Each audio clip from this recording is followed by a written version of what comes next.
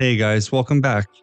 So this is a little bit of a special video because I'm actually doing this piece right here as part of the $2,000 before and after challenge, which is hosted by the Furniture Squad community, which if you're a fan of or like to do furniture flipping, I would highly recommend you checking them out. They're really a great community, but I'll go more into depth about that a little bit later on. I'll explain more about the Furniture Squad community and this whole challenge. But in the meantime, I just wanted to show you guys what I'm working on. And I am working on this really old but very beautiful desk. I believe it dates back to around the 1930s or 40s. And you can see on the top here, there's quite a bit of damage. There's a bunch of scratches and gashes and a bunch of stains. And you could see on the side over here, the veneer is basically just falling off. I can just pull off a piece right here. And I'm going to save this veneer, but I'm going to actually end up re-veneering this entire side. And as I pan around over here, you can see that we have some very, very tarnished brass poles. And inside the drawers are actually in very good condition. Aside from some dust and dirt, they're actually very nice oak drawers. And there's also an oak veneer on the bottom of these drawers, so I have to be very careful when I sand. I don't want to go through that veneer. And this center drawer over here is actually pretty cool. I opened it up to find a little cubby. And it's very firmly in place, so I can't remove it, but this would have held things like pens and paper clips and tacks and, writing supplies.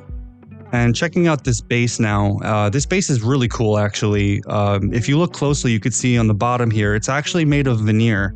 And it's shaped to make this really cool design, but it is heavily damaged, so it is going to take a little bit of time for me to get this looking nice again. But that's okay, I'm not afraid of a little bit of a challenge. But anyway, sit back, relax, and let's see if I could take this very old and tired looking piece and turn it into something beautiful again.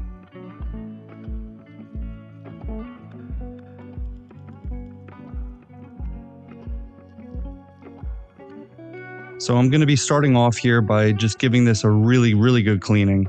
It's actually kind of deceiving. You don't really realize how dirty some of these pieces are until you start cleaning them. And this piece was no exception. This piece was very, very dirty.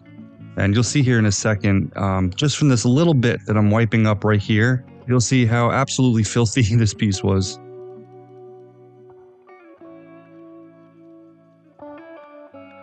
So yeah, it's very, very important to clean your furniture before you start working on them. And since this piece is mostly veneer, I'm just making sure that as soon as I spray the cleaner, I'm wiping it up. I don't really want to let the liquid just kind of sit on the veneer. It probably would be fine, but I just don't want to take any chances with this very old piece. And I'm cleaning basically every square inch of this piece. I'm cleaning underneath, I'm cleaning outside, of course. I'm cleaning inside the drawer boxes, inside of the frame of the carcass. Basically, any spot that I plan on refinishing, I'm going to be cleaning. And this base was probably the dirtiest part of the whole piece. There was so much dirt caked up onto it. I'm going to begin removing all the drawers, and I'm going to be cleaning them as well. And first, I'm just going to give them a really good vacuum just to get rid of all the loose debris like bobby pins and needles. And then I'll just come in with that same degreaser and give them a really good cleaning. And one thing I was a little bit surprised by was how many needles, little pins were in this piece. They were all kind of wedged in between the wood of the drawer boxes, and it almost got me a couple times. That's why it's important to really clean out these drawer boxes before you do anything to them, because there usually are a lot of safety pins and sharp things. And like right here, I almost got stabbed in the thumb from this guy. It was probably about 8 or 9 that I found. And that's mostly the majority of the things that I find in these drawers. There's just very sharp things. And unfortunately, not many valuables. But there was one time where I picked up a mid-century modern piece off the side of the road, and there was a $100 bill waiting for me in that one. So sometimes it does happen, but it is very rare that you'll find valuables.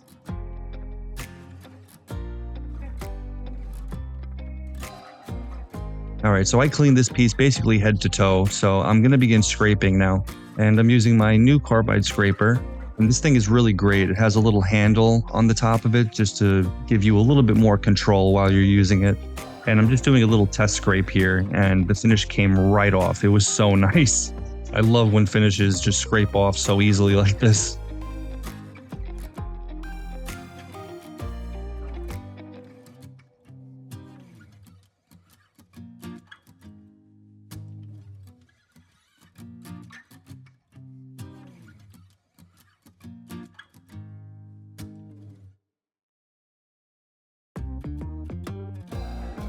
And as I get to the edge right here, I just wanted to show you that I'm doing this with one hand because you really don't need that much pressure, especially going across the edge. I really like to just take my time and just very gently get that finish off. And this carbide scraper is also very great because you can get right up to the corners with really no problem at all. And when it comes to the edges, I like to go on a little bit of an angle, like, about a 45-degree angle, and very gently get the rest of that finish off. And I could just scrape off the edge, like I could just scrape it straight down, but I'm not going to do that just because I don't want to accidentally hit the trim work. So going on a 45-degree angle is just a little bit of a safer option.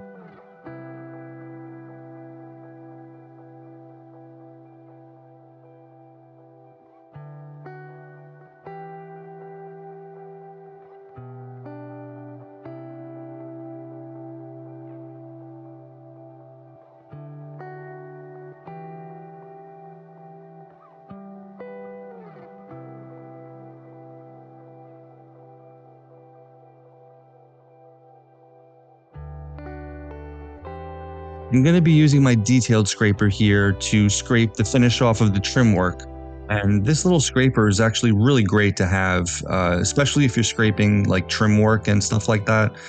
You can get it on Amazon and it comes in a little kit. And it comes with 6 different blades, different shapes for different contours. And I'm using this little convex scraper blade, and it's going to fit perfectly right in this little trim area. And I just switched between my regular carbide scraper and this detailed scraper to get the majority of the finish on the trim off. And this is actually end grain that I'm scraping right here, so I have to be very careful because I don't want to chew this up too much, but it's alright. As soon as I come in with some sandpaper and give this a good sanding, it's all going to even out.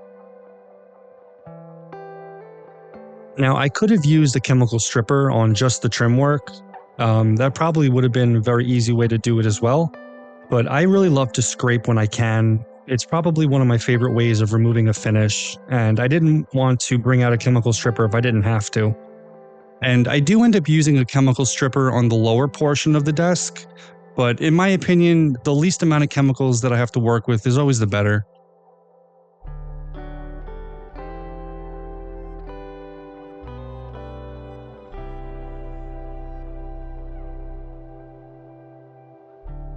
So now that I got pretty much all the finish off of the top, I'm going to start removing the hardware. And when you remove the hardware, you always want to remember to twist the screw itself. You don't want to twist the hardware, because especially on mid-century pieces and older, there will usually be these 2 little spikes that kind of anchor the pull into the drawer face. So if you twist the pull, you might accidentally scratch a circle around the hardware hole, which is never a fun surprise.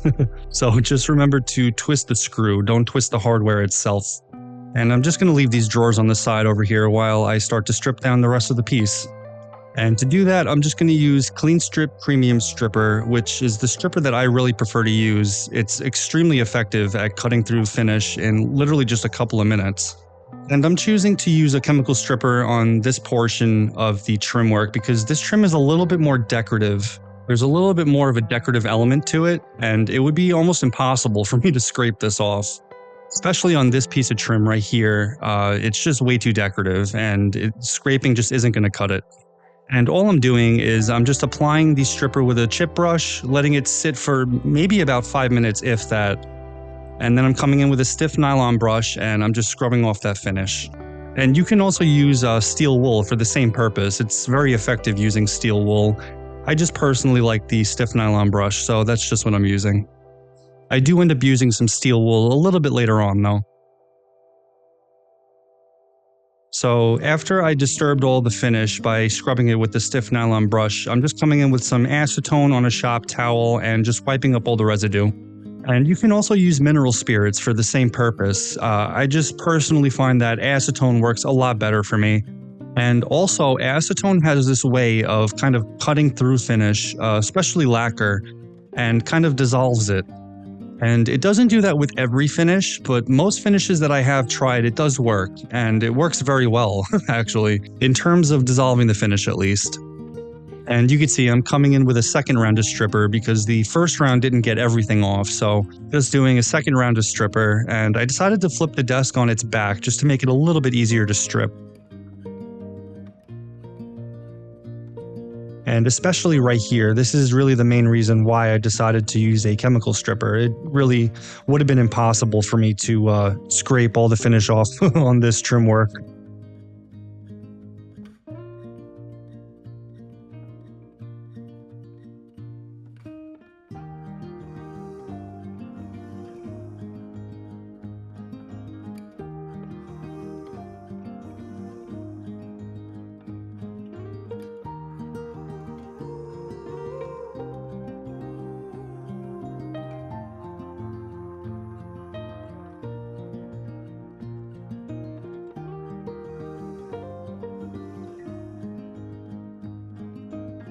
And here, I'm just going to add a little bit extra acetone and come in with that same stiff nylon brush and just get whatever finish that I couldn't get in between those little grooves. I really want to make sure that I get as much finish off, if not all, that I can. And I'm just going to scrape this side because it's a nice big flat area and it's just a lot easier to scrape.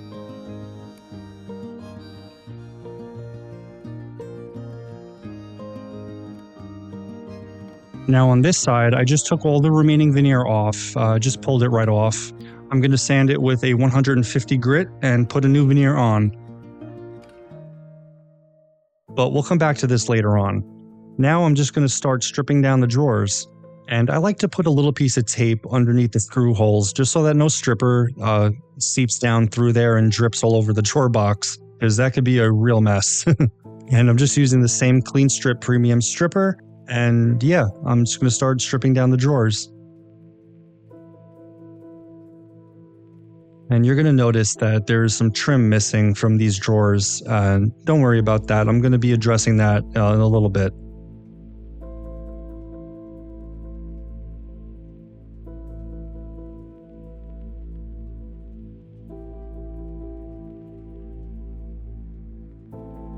Just making sure I get all the stripper down in between all those cracks. And instead of using that stiff nylon brush, I'm just going to use some steel wool, which I mentioned before, and just scrub all the finish off.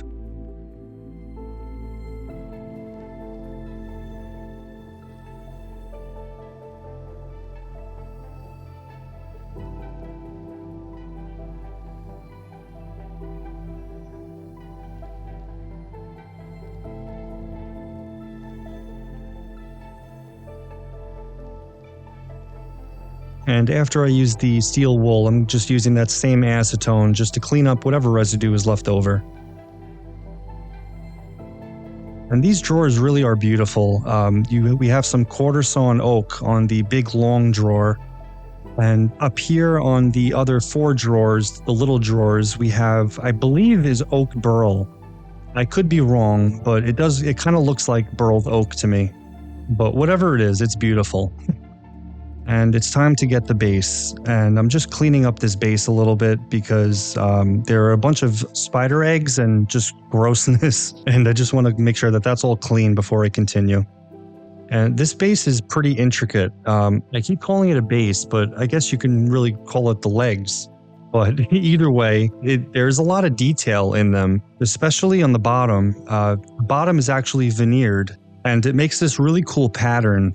And I think I kind of want to play with color a little bit on this piece. Since the base is split into 2 different sections, I'm thinking one of the sections I'll do a very light tone, and the rest of the base I'm going to do a very, very dark tone, a very dark color.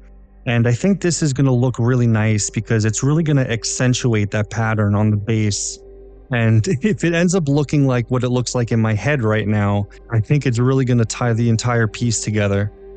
And this piece actually also came with a little chair that I completely forgot to put in the intro. but I'm going to be refinishing that as well with the piece, and I think I'm going to be doing a two-tone thing with that to match the piece also. So for this base, I'm kind of using a combination of the steel wool and the stiff nylon brush to get the finish off. And, through the magic of YouTube, this is only taking a couple minutes, but this took a long time.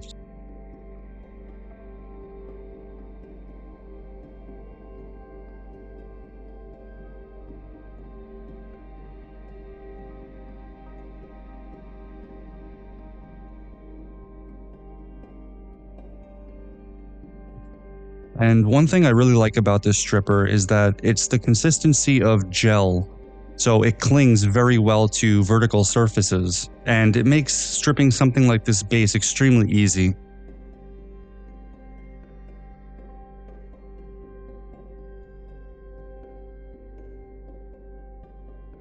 And this is just a time lapse of about 2 hours or so of me stripping the second base. So in total, this probably took me about 4.5 hours to strip both bases.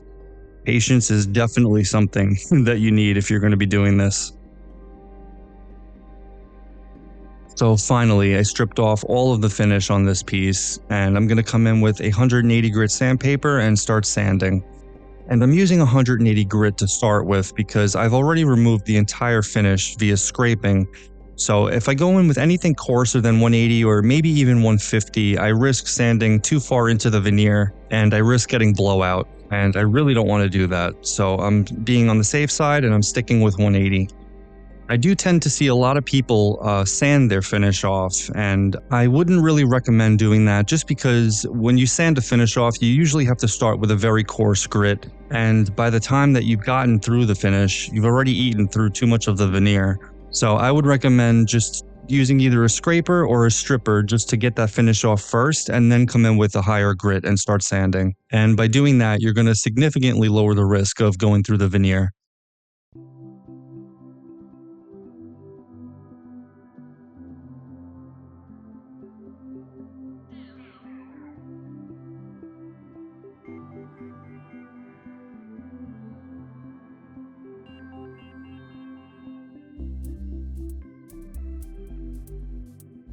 And for all the trim work, I'm just hand sanding. And I'm sure you've noticed by now that it's a little bit of a mess around me right now. And that's just because I'm currently working in my garage as opposed to my workshop. I have another piece that I'm working on that's in my shop right now. And in order for me to have done this challenge, I needed to work on two pieces at once. So I just kind of took over the garage for the time being. So that's why there's a bunch of bicycles and chairs and things around me right now.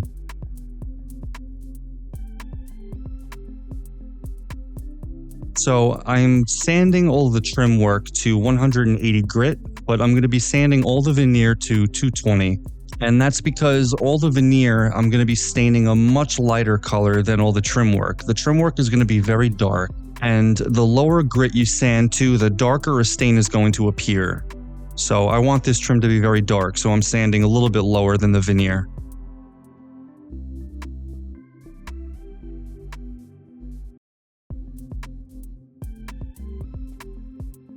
So as I sand down these drawer boxes, I just wanted to talk about this challenge a little bit. So as I said in the beginning, I'm going to be doing this piece for the $2,000 before and after challenge hosted by the Furniture Squad community.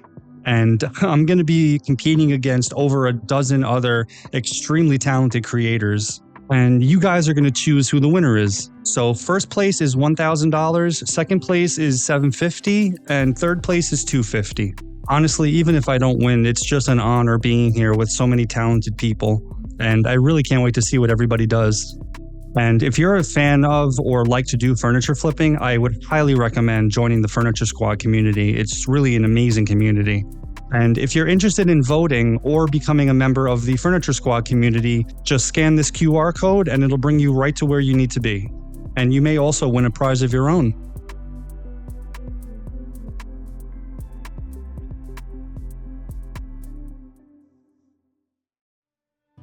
All right, so I sanded down all the drawer boxes, and now I'm just going to start sanding down the base.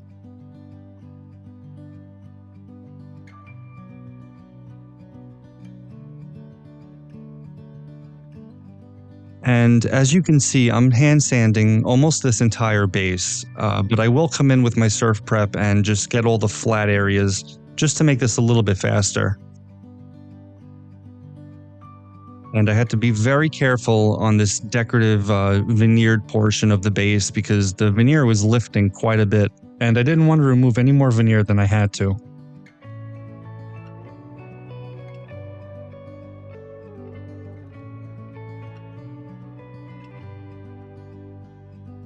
And I'm about to sand these drawers down, but I just wanted to show you that the figure in the wood makes it look like the grain is running this way, but it's actually not. It's a little bit deceiving. If you look closely, you can see that the grain is actually running vertical. So just make sure that you know exactly which way the grain is running before you start sanding, because it can be a little bit deceiving sometimes.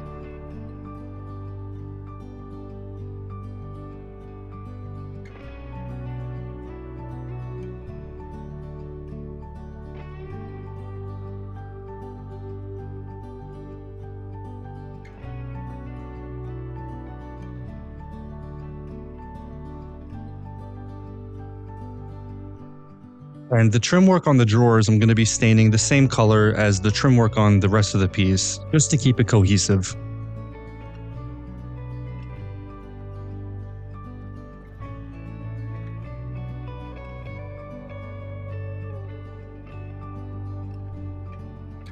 And I'm just finishing up here by sanding all the sides. Well, actually the one side, because the other side doesn't have any veneer on it. And of course, I'm not forgetting to sand the insides. Okay, so I have the whole piece stripped and sanded. So now I'm going to work on a couple of repairs here. I'm just filling up a glue syringe so that I could squeeze some glue underneath this veneer that's peeling up. And once I have just enough glue underneath here, I'm just going to squeeze it closed, wipe up all the excess glue, and I'm actually going to clamp it up using some tape. And unfortunately, I don't have any clamps that are long enough to span this entire length of the desk. But I am putting a lot of pressure on the tape, so I think it's going to hold it pretty well. And here I'm just going to make a little veneer patch for this section that's missing. First, I'm just going to make this a little bit more uniform and just cut a little bit more of a even shape. And I'm just using a straight edge right here just to make sure that my line is nice and straight. And I'm going to peel up this excess veneer. And I'm doing the same thing for the substrate right underneath it. It was also missing a little bit of veneer. So I'm just making that a little bit more even and uniform.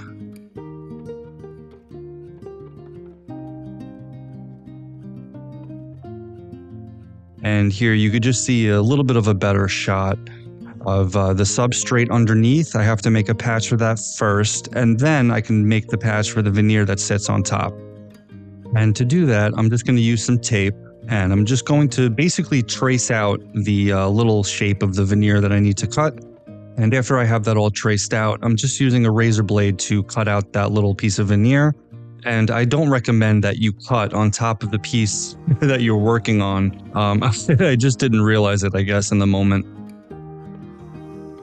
I'm just adding some glue, and I'm going to attach my piece of veneer.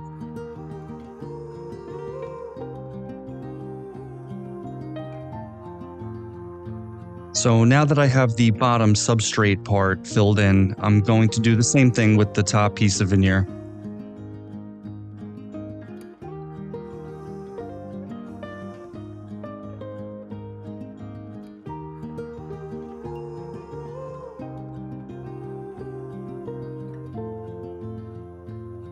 And when you're cutting veneer, it's better to make shallow cuts rather than just going right through the veneer in one shot.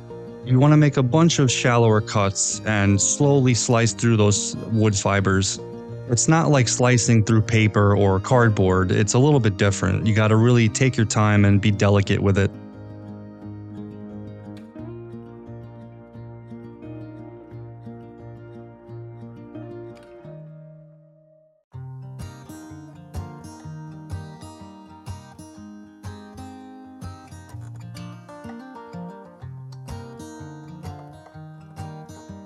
I let that dry for a couple of hours and came back, removed the clamps, And there's a little bit of overhang. I like to leave a little bit of overhang when I make veneer patches.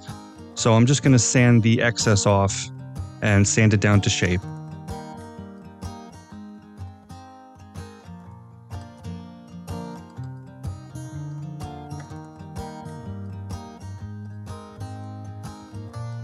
And as I was doing this, I noticed that there were a bunch of stains that I didn't really notice before. There's a stain right here. There's a stain over here. There's a bunch of stains pretty much all over the top. So I'm going to be using some oxalic acid. But first, I just wanted to come back over here and just check the side that I glued up before. And I'm just removing the tape, and it seemed like it held pretty well. The glue is nice and adhered, and I don't think this is going to go anywhere. So on to oxalic acid. Oxalic acid is basically just a wood bleach, and it works very well on organic stains, which is what I think these stains are. And oxalic acid comes in a crystal form, and you just mix them into some hot water. And I usually mix it up until the crystals stop dissolving in the water. And I usually use a chip brush to apply it, but you can also use a rag, you can use a shop towel, you can use a foam brush, and you want to remember to put this on the entire surface that your stain is on. So in my case, the stain is on the top, so I'm putting it on the entire top, not just the stain. And I also noticed that there were a couple small spots of staining on the sides, on this side and the inside, so I'm going to be applying it to the sides as well.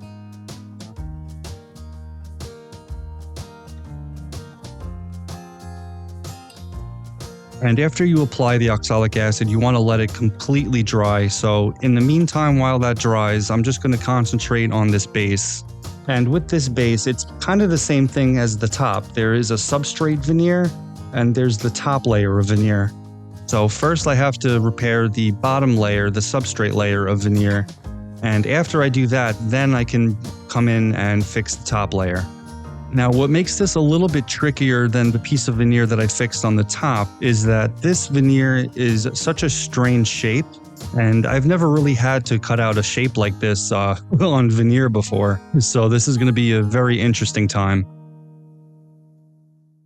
And this is the shape that I have to cut out, and it's going to be a little awkward cutting through the wood fibers at such a strange angle, but I actually positioned the tape so that the wood grain will be running in the same direction when I put this on.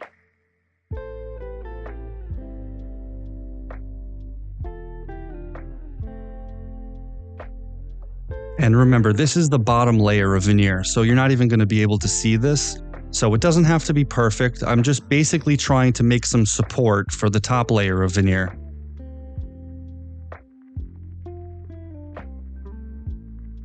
And since this is such an awkward spot to put clamps, I'm just using the tape again to kind of clamp this down, putting as much pressure as I can on the tape.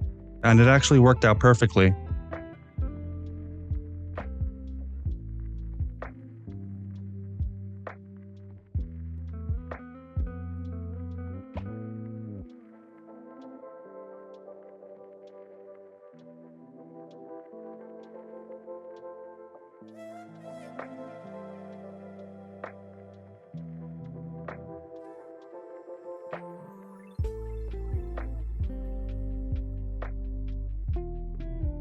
Alright, so while that dries, I'm just going to neutralize the oxalic acid because the oxalic acid is completely dry now. To neutralize it, I'm just using about 8 ounces of water with 2 tablespoons of baking soda. And I'm just going to mix that together. And I'm just going to submerge a shop towel in the solution and basically just go over every single part of the piece that has oxalic acid on it. And when you do this, you're going to notice that it's going to really fizz up and it's going to bubble. And that's okay. That's what you want it to do. That just means that it's neutralizing the acid.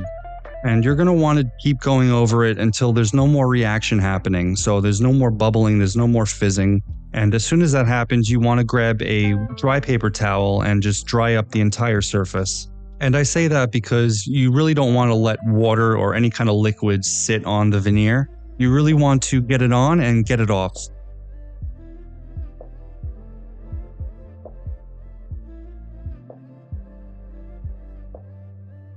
And after I have all the surfaces neutralized and dried off, I'm going to come in with a wet shop towel and I'm just going to rinse it a couple times, probably about 3 times. And it's the same thing with rinsing. You want to make sure that you don't let the water sit on the veneer for too long.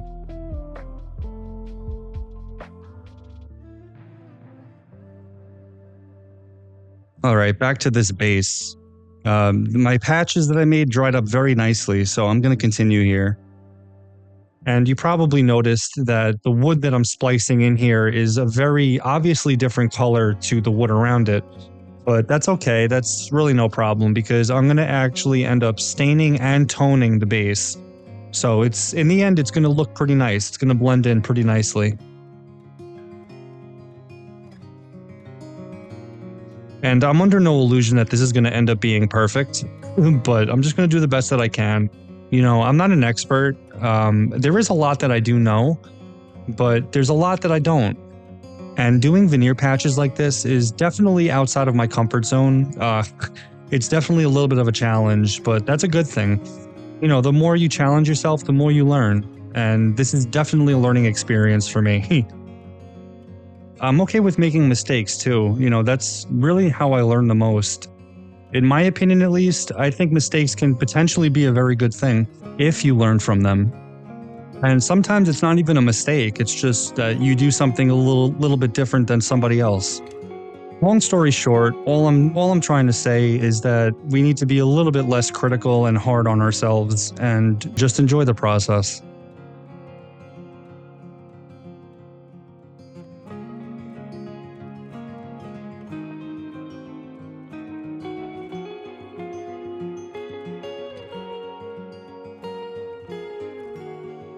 All right, so now it's time to put that new veneer on the side of the piece. And I'm just giving it a very good 150 grit sanding.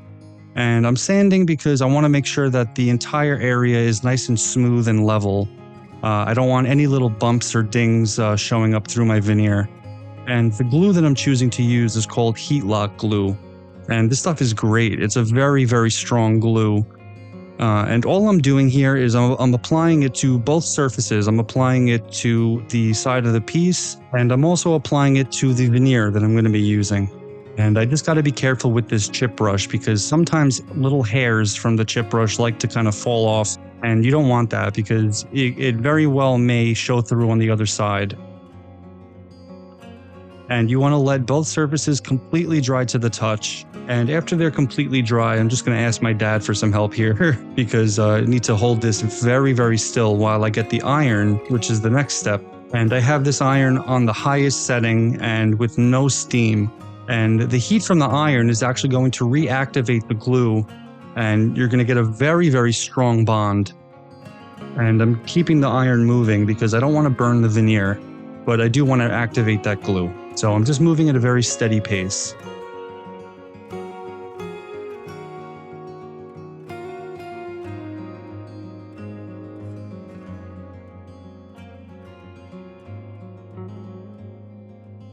And a really cool trick to tell if the veneer is adhered or not is just to tap it. Just tap around the veneer and you'll be able to hear if there are any hollow spots that didn't take. And there was actually one spot that I found that needed a little bit more heat. So I just took the iron, reapplied it, and that was good to go. And next I just checked the veneer patches that I made on the base, and they were pretty much all ready to go. So I just took some sandpaper. I believe I'm using a 180 grit here, and I'm just going to sand it till there are no rough spots or jagged edges left. And I'm also going to be doing my last sanding of 220 on all the veneered sections. And I'm using the pencil trick here again, and I know I've explained this like 100 times, but for anybody who doesn't know what the pencil trick is, all you do is you make light marks across the wood, and you sand over those lines, and as those lines disappear, you're going to know that you've sanded just enough and also prevents you from sanding too much. And this trick is really great for veneer because it lessens the chance of blowout.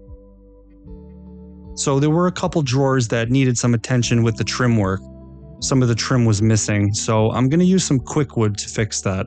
And I know some of you are probably wondering why I didn't just splice in a new piece of wood. But using quickwood is a little bit easier for me, and plus I just like to show different ways of going about the same problem. So with quickwood, all you do is you break off the amount that you knead it in between your fingers till it's one solid color, and then you just form it into whatever shape you're trying to make. And even though this stuff is stainable, I just wanted to help the process along a little bit by adding some pigment to the wood epoxy. And this is going to tint it and make it a little bit of a darker color. And this is going to help color matching and make it just a little bit easier.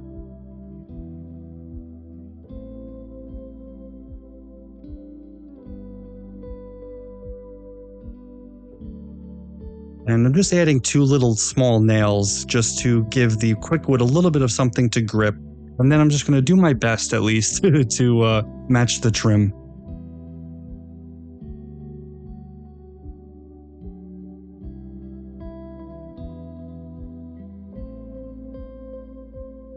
And you can use a bunch of different types of tools to kind of shape this quickwood. And I found this tool, I'm not really sure what it is, honestly, but I think it's going to be perfect for making these little lines. And I'm just going to do the exact same thing to the other drawer. And after this dries, I'm going to be sanding this down to shape. So I just want to get the basic shape of kind of what I'm going for, and I can always adjust it a little bit later on with sanding.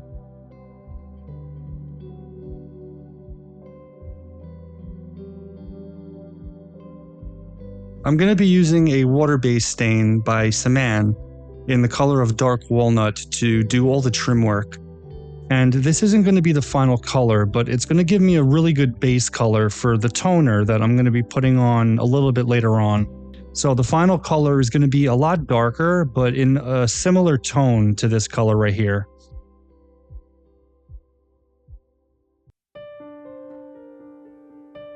And for all of the veneered sections, so the top, the sides, the drawer faces, I'm using antique walnut, which is a really beautiful, very light walnut brown.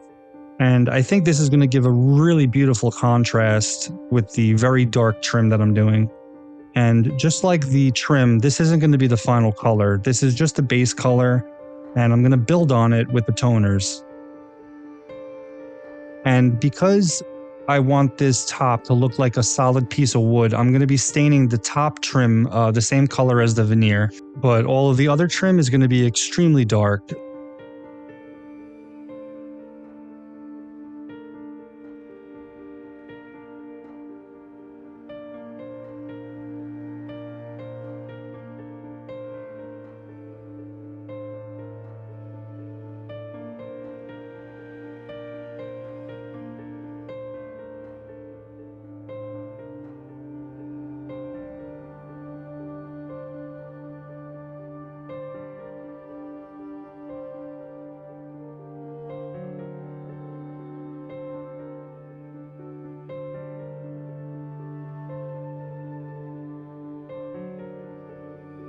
And if you didn't understand what I was talking about before when I said I was going to make the base two-toned, 2 different colors, you're about to see what I meant. So basically all I'm doing is I am doing the entire base the very dark brown, and then those little triangles on the bottom of the base, I'm going to be doing that same color that I did the top. And I really think this is going to accentuate this base and make it really stand out. And I know that this really dark color isn't for everybody, and there are definitely going to be some people that don't like it, but if you remember from the beginning, this base was originally very dark, so I'm almost copying what the base originally looked like, and I'm just adding a little bit to it.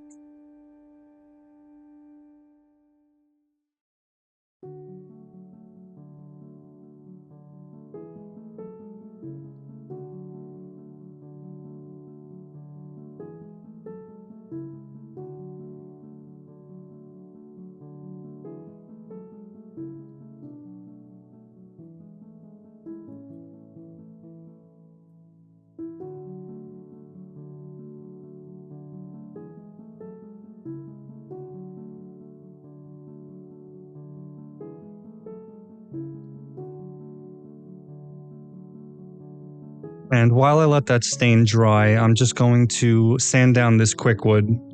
And all I'm doing is I'm just taking the surf prep and just kind of rocking it back and forth just to mimic that rounded shape.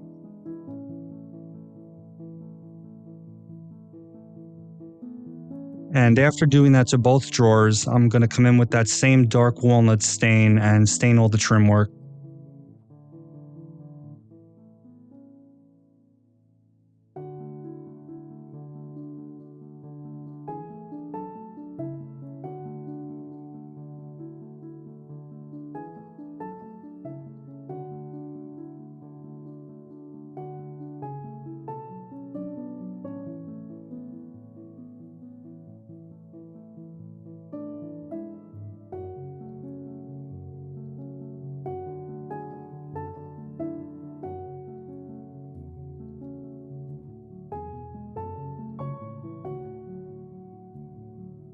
And you could see in this shot, as soon as I go over the quick wood with the stain, it pretty much disappears.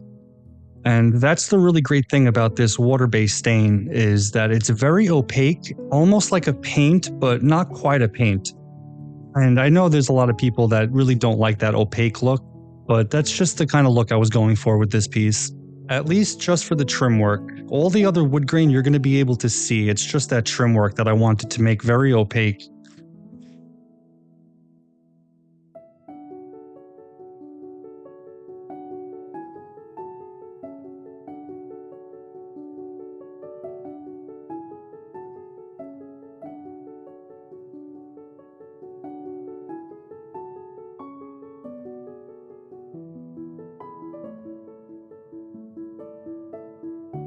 And I'm just using a tack cloth here just to get rid of any dust that may be on the piece after working on it, because I'm going to be doing step 1 of my finish, and I want to make sure that there's no dust in my finish, of course. And I don't work in a dust-free environment, so there might be a couple pieces of dust that end up in my finish, but the less the better. So step number 1 is applying some Mohawk Easy Vinyl Sealer, and this stuff is just basically going to seal the wood and isolate any color work that I do. And it's really important to apply this stuff first before you apply any toners or lacquers, because it helps as a moisture barrier and also helps with the adhesion of the lacquer, to put it simply.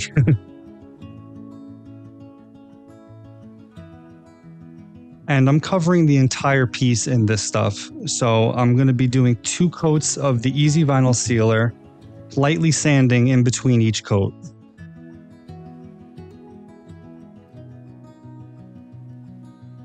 Now you might be wondering, why add toners to this? Doesn't it look nice just the way it is? And yeah, it definitely does look nice, especially on these drawer faces right here. It looks very beautiful actually, just the way it is, but I was looking for a little bit more depth and a little bit more of a richer color. And I really think that adding some toner will add just enough of a richness to it and really give me that depth that I was looking for. And it's also going to help with the contrast a little bit.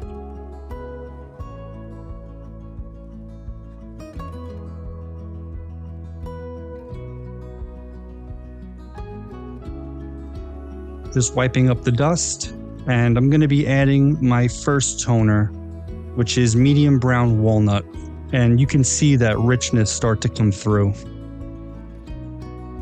Now, when you're working with toners, you kind of want to stand a little bit far away from the piece that you're spraying. You kind of want to fog it on or mist it on, because if you go full strength with this stuff, you're going to get blotching, which did happen a little bit over here, but not too bad. I think I evened it out pretty well. But yeah, no, it's very easy to get blotching when you're using toner. And I did 2 coats of this toner just to get that really rich color.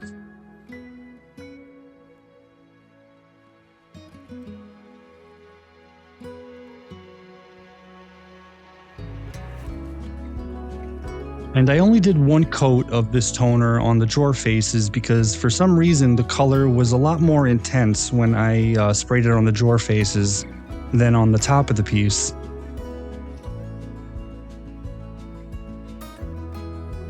Now for all of the trim work, I'm using dark red walnut, which is a really beautiful dark color. And in these particular shots, it almost makes the trim work look black.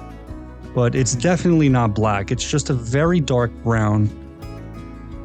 And especially on this base, it really is very dark, but I don't know, I really like it. It's so rich, and it really makes the contrast look just incredible.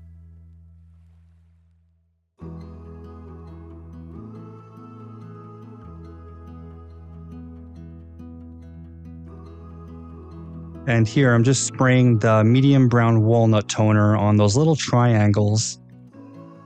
And you can see in this shot that those little corners of the triangles are still a little bit too light. So I'm just going to go in with a couple graining markers and touch those up.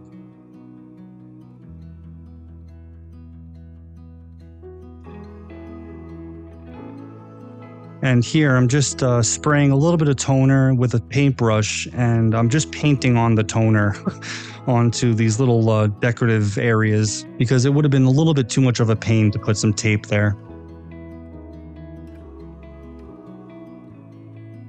And I'm just doing another quick scuff sand. And now I'm ready to put on my lacquer. And I'm using a clear satin pre-catalyzed lacquer from Mohawk. And all of the spray products that I just used are all Mohawk products. The Easy Vinyl Sealer, the toners, and the lacquer. And I did 5 coats of lacquer in total.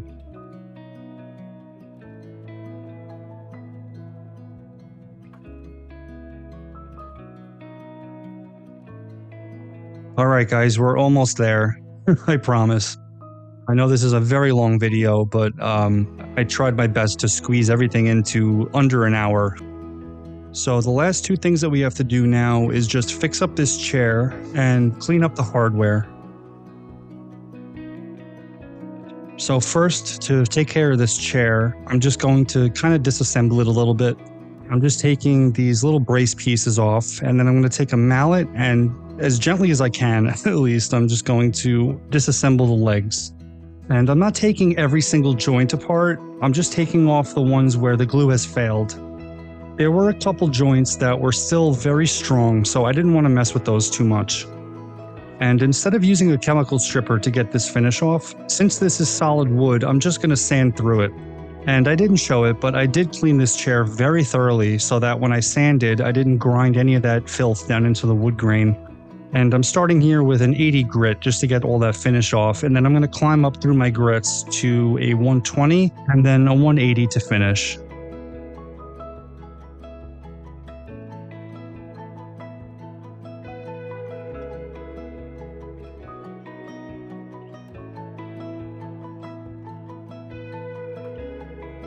I used my surf prep for most of the chair, and then I just hand sanded all these little fine details like the spindle legs.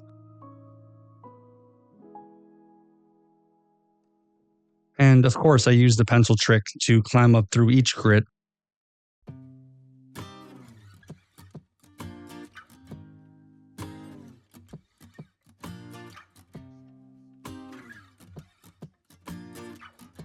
And to make this chair match the desk, I'm going to be staining all the detailed areas in antique walnut, which is the lighter color.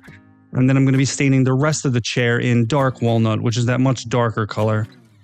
And I know it looks a little bit messy here, but as soon as I sand, it's going to take care of all the overlap. And you'll see what I mean by that in a second. Basically, all the stain that is on the outside is going to be sanded away, and all the stain that's left is going to be inside that little routed groove.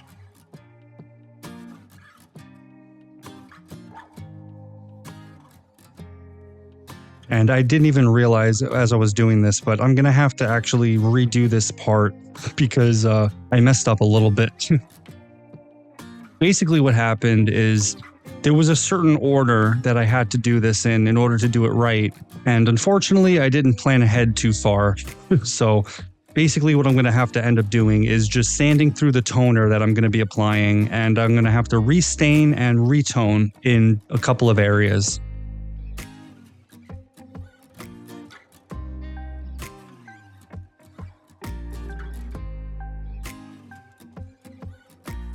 I let that stain dry for about 2 hours, and then I came in and applied that same Easy Vinyl Sealer just to seal up the wood. And I applied 2 coats of the Easy Vinyl Sealer, lightly sanding in between each coat. And then I came in with my toner, and I'm using the dark red walnut toner, which is the really dark toner. and I'm covering the entire chair in this. And I know you're probably wondering, why are you covering up all of the lighter areas with the dark toner? And that's the part that I messed up on. So basically what I'm going to have to do now is sand through that toner to expose the lighter wood, and then restain and retone just those decorative areas in the lighter toner. Now, this is definitely not the order in which I wanted to do things, but with that little mistake that I made, I had to kind of improvise a little bit.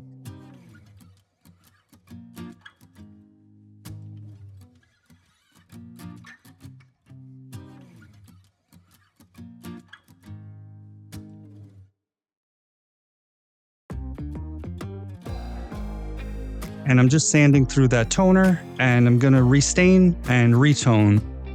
Unfortunately, I don't have any footage of me retoning with the lighter toner, but that's okay. You're gonna end up seeing what it looks like in the reveal.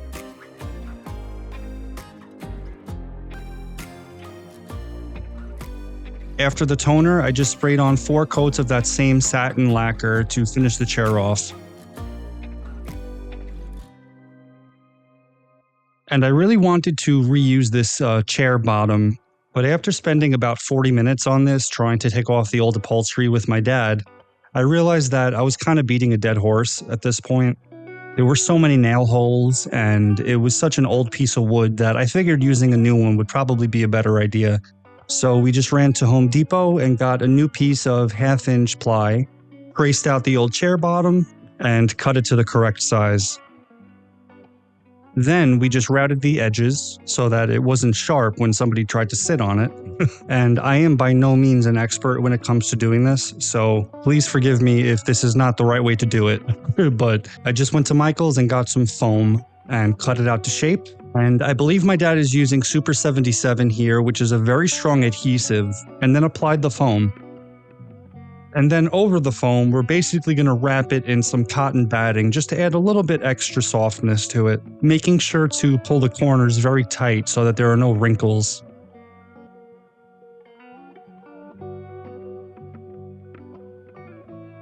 Just cutting off the excess batting, and we're going to basically do the same thing with the fabric that I chose, kind of just wrapping it up.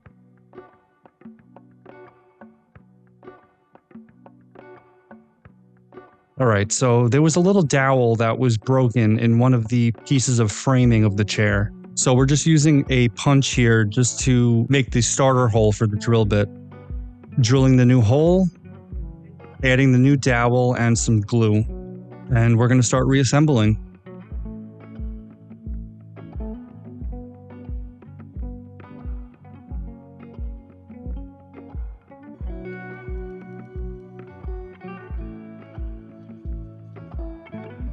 And obviously being as gentle as we possibly can with this mallet. And you can see a little crack appeared on the side, so I just wiped off the excess glue, and I added some clamps and let that dry.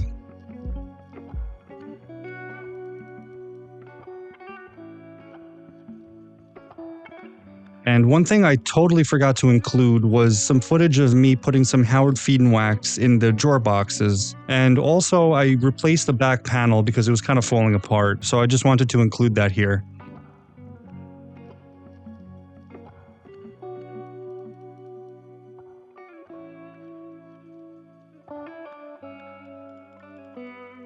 And finally, the hardware. So all I did for this hardware was I covered it in some Brasso and let it sit for about 5 minutes. And then I came in with a steel brush and very gently scrubbed the tarnish off. And I'm keeping a little bit of the tarnish. I don't want all the tarnish to be gone. I'm keeping some of the patina, but I do want some of that really nice brass color to show through. And I just gave it a rinse, and this is the final result. And for some reason, it looks a little bit shinier on camera, but a lot of that patina is still there. Alright, so let's just rewind for a second and go back to the beginning. This piece was definitely not in great shape. It was very old, very bland, and kind of falling apart, honestly. There were a ton of scratches on the top and the sides. The finish was basically falling off and failing basically everywhere. And not only the finish was failing, but the veneer itself was actually failing on one side, so I had to re-veneer that. The base was actually very cool, but it needed a ton of work, and after a ton of veneer patches, I think it came out pretty nice. I'm very happy with it. I really hope you guys enjoyed this transformation, and don't forget to vote. I'll flash the QR code one more time for you guys at the end of the reveal just to make it a little easier for you. And don't forget to check out the Furniture Squad community, because if you're a fan of furniture, that's definitely the place for you. But alright, I won't keep you guys waiting any longer. Enjoy the reveal, and I will see you next time.